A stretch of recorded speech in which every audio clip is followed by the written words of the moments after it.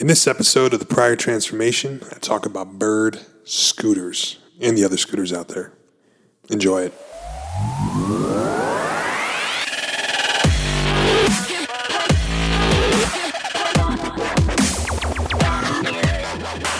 Welcome to the Prior Transformation Podcast. I'm your host, Jimmy Smoots. In this podcast, we explore,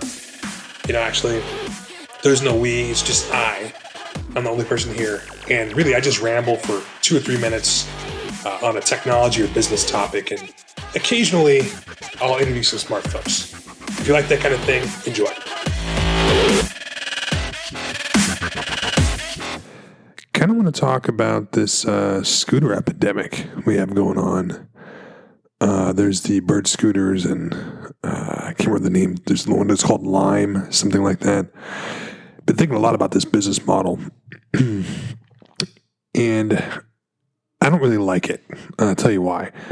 At first glance, I thought it was great. When I saw the scooters, it was almost like I had an epiphany. I was almost pissed off because I didn't have the idea. But when I started thinking about it, the biggest issue that the Bird has and all these other scooter services is the competition. So competition is a big issue in business. And in the Bird market or the scooter market, how do you defend from competitors, really? If you think about it, whoever has the most liquidity, meaning like whoever has the most scooters on the street in any given market, is going to end up winning that market. So it doesn't even really matter if you have a superior application or any of that kind of stuff. I think those things are secondary compared to just having a lot of scooters. So the more scooters you have, the more you can win. So if you really want to kind of attack, one of these existing players in the space, you can pick a market, say like Santa Monica, and you can just go ahead and buy, maybe 3 times the capacity that, a Bird scooter has. And then in Santa Monica, you could literally just outplace them, just get more distribution than them. You may not get a lot of utilization, but just the fact that your scooters are everywhere will take a lot of business from these guys.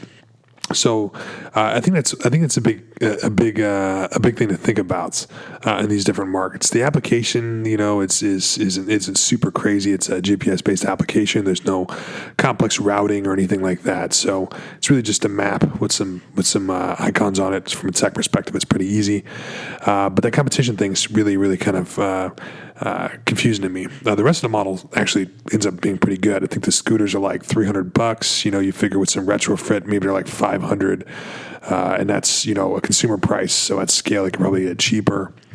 But even then, I'm sure the earn back on that is quick too. I think it's probably going to end up being on the order of months, maybe even weeks. So once you kind of broke even on that, then that's all at scale. So. I'm not super in love with the model. I think that there's something interesting there.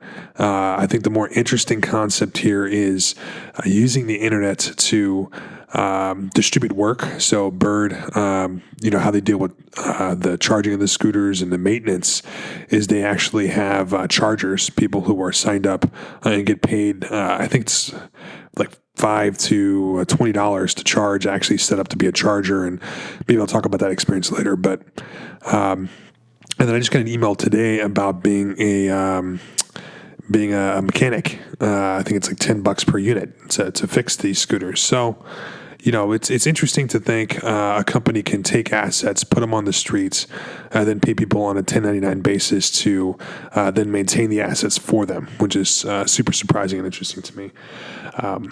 There's a nugget of an idea, I think, I think one of these companies will be successful and probably get purchased or something like that. But is it a great product or is it just a fad?